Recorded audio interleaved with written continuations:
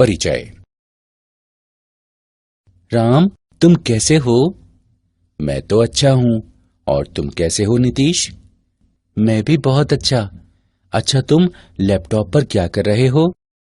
मैं अपना भौतिकी का निर्धारित कार्य पूरा कर रहा हूं। प्रत्यावर्ती धारा। मैं इसे 10 से 15 मिनटों में पूरा कर लूंगा। ठीक है, मैं तुमसे कुछ पूछना चाहता हूं। हाँ, क्यों नहीं। तुम्हें अवश्य पता होगा कि लैपटॉप डीसी वोल्टता पर कार्य करता है, क्योंकि इसमें एक बैटरी होती है और एसी वोल्टता में चार्जर का प्लग लगाने से लैपटॉप चार्ज हो जाता है। मेरा प्रश्न ये है कि क्या लैपटॉप का एसी वोल्टता पर कार्य करना संभव है?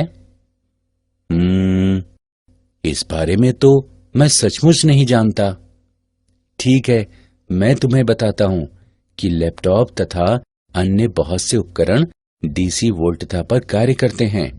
जब चार्जर को एसी विद्युत आपूर्ति में लगाया जाता है तो चार्जर एसी वोल्टता को डीसी वोल्टता में परिवर्तित कर देता है। इस तरह उपकरण सुचारू रूप से कार्य कर पाते हैं। ठीक है, मैं समझ गया। यह रोचक है। मुझे इस बारे में और बताओ ना। बच्चों, आज हम प्रत्यावर्ती धारा के विषय में सीखेंगे। उद्देश्य। इस पाठ के अंत में आप निम्न करने में सक्षम हो जाएंगे।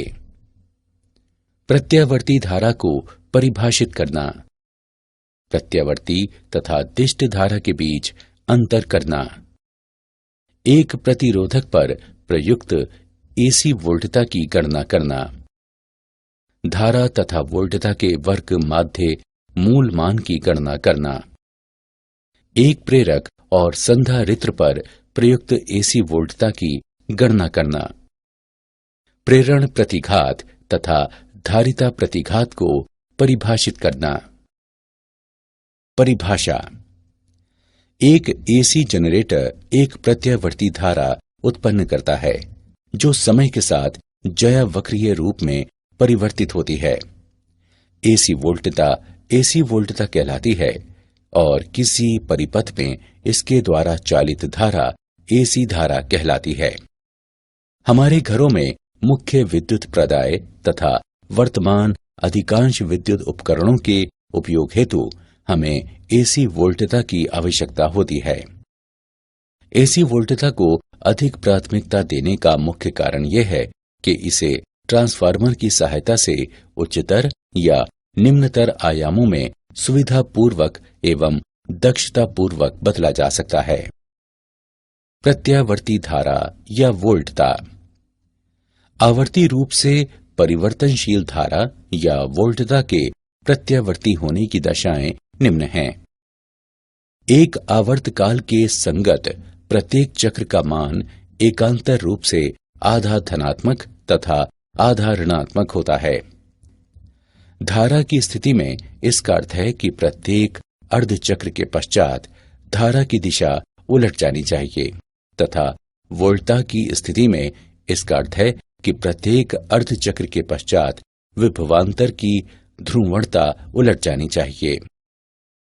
धनात्मक एवं ऋणात्मक अर्धचक्र पूर्णतः सममितिक होते हैं। धारा या वोल्टता का परिमाण धनात्मक एवं ऋणात्मक दोनों पार्श्वों में सभी चक्रों में अचर बना रहता है। प्रत्यावर्ती तथा दिष्ट धारा के बीच अंतर।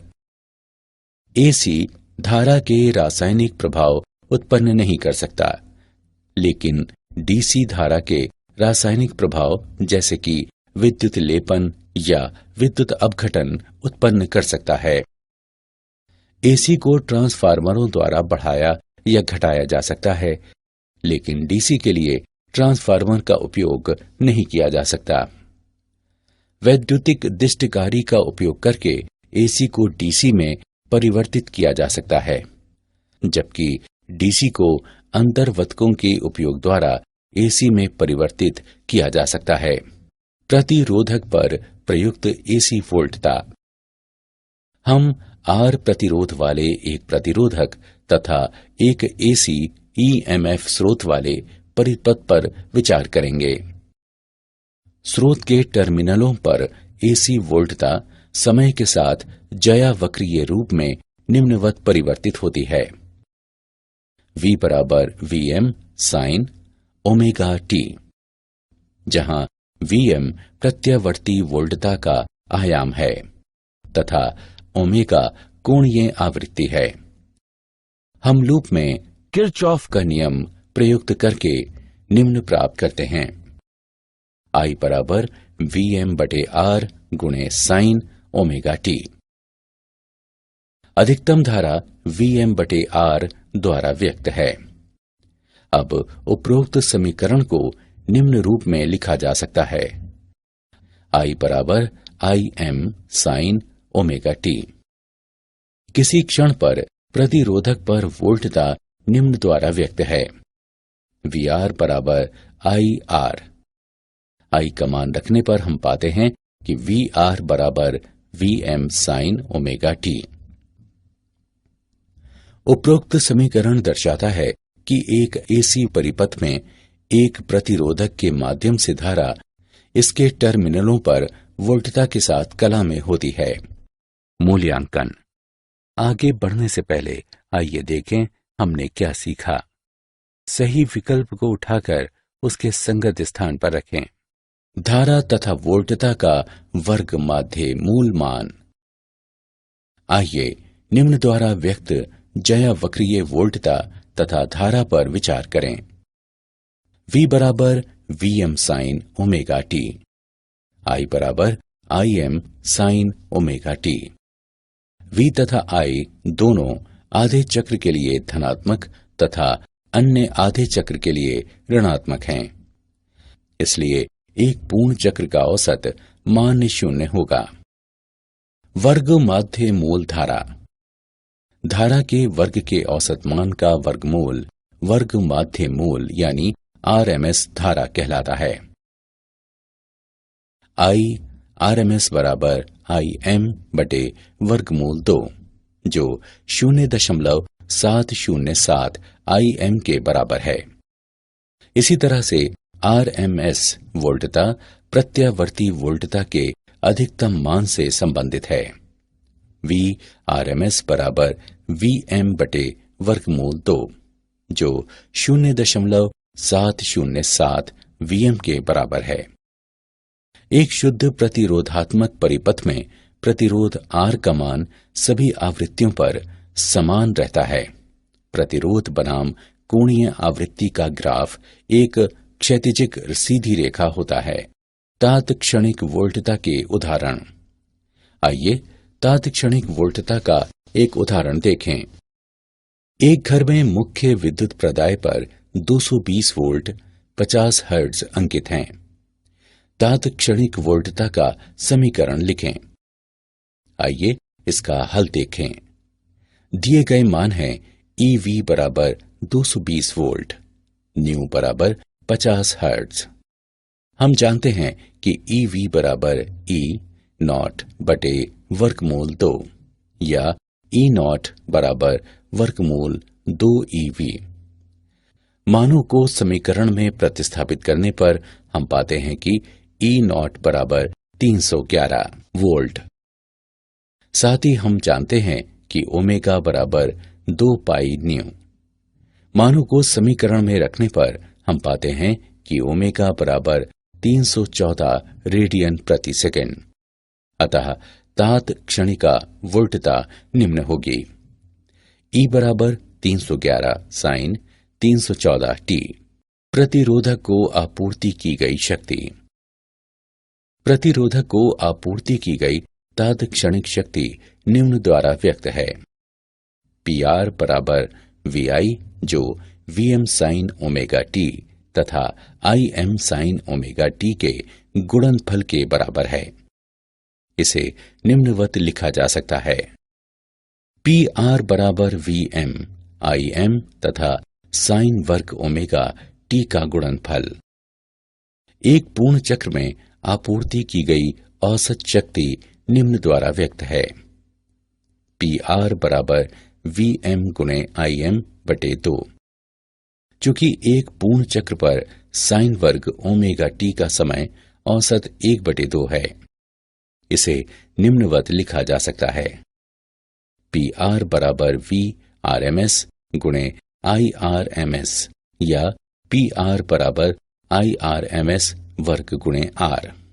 धारा एवं वोल्टता का घूर्णी सदिशों द्वारा निरूपण।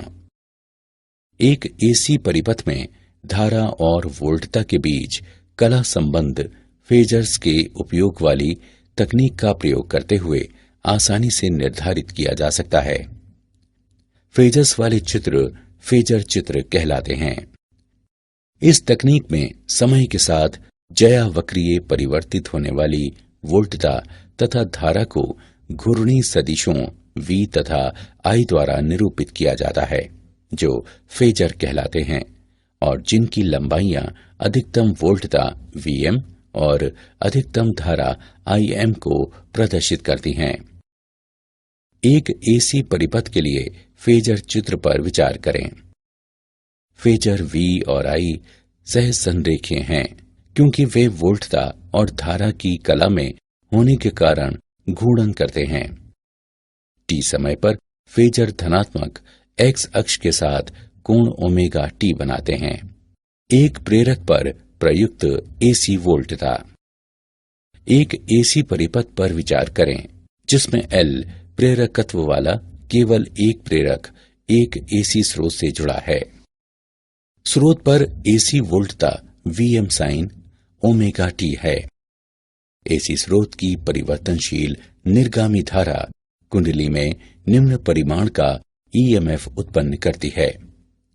VL बराबर L di/dt। लूप में किरचॉफ का नियम प्रयुक्त करने पर हम पाते हैं कि V माइनस VL बराबर 0। अब उपरोक्त समीकरण में मान रखने पर di/dt बराबर Vm/L गुणे साइन ओमेगा T। अब समय के संदर्भ में दोनों पक्षों को एकीकृत करने पर हम पाते हैं कि I बराबर Im साइन ओमेगा T घटा π/2। दोलायमान धारा का आयाम Im बराबर Vm/ओमेगा L के रूप में लिखा जा सकता है। प्रेरकीय प्रतिघात। प्रेरकीय प्रतिघात व्यंजक Vm/ओमेगा L से हम देखते हैं कि राशि ओमेगा L प्रतिरोध के समान भूमिका निभाती है तथा प्रेरक की प्रेरकीय प्रतिघात कहलाती है, जिसे XL से निर्दिष्ट किया जाता है। XL बराबर ओमेगा L।